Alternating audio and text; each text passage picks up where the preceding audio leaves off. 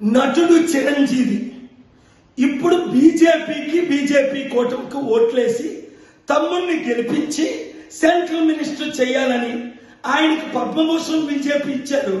Condition ఏంటి? BJP కూటమికి తిరిగి ఓట్లు వేయించడానికి. బీజేపీ స్పెషల్ స్టేటస్ ఇచ్చిందా? స్పెషల్ ప్యాకేజ్ ఇచ్చారా? స్మార్ట్ సిటీలు కట్టారా? పోలవరం కట్టారా? రైల్వే జోన్ ఇచ్చారా? 10లో 15 లక్షలు ఇచ్చారా? నిరుద్యోగులకు ఉద్యోగాలు ఇచ్చారా? 100లో 1 చేశారా? చేయలేదు. సరికదా 8 లక్షల కోట్లు స్టీల్ ప్లాంట్ అమ్మేస్తుంటే ఏప్రిల్ 25 నేను వాదనలు వినిపించి స్టీల్ ప్లాంట్ అమ్మకుండా మోదీ గవర్నమెంట్ వ్యతిరేకంగా ఆర్డర్ తీసుకొచ్చాను, మీకు తెలుసు. అందుకనే విశాఖపట్నం ప్రజలందరూ అరే ఇలాంటి సత్తా ఉన్న మన నాయకుడు, బడుగు బహుజనుల నాయకుడు కేఏ పాల్ ఎంపీగా గెలిపిద్దాం, కొండ గుర్తుకే ఓటేద్దాం అని నిర్ణయం తీసుకున్నాను. మీకు ప్యాకేజ్ స్టార్లు కావాలా? కేఏ పాల్ కావాలా?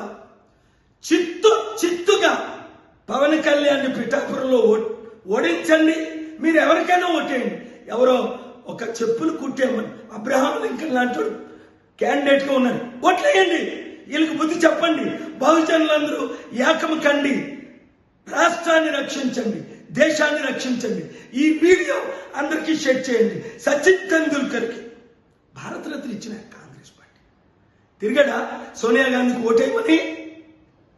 అది ఈ ప్యాకేజ్ స్టార్ల మాట నమ్మకండి, వినకండి. మరొకసారి బుద్ధి చెప్పండి.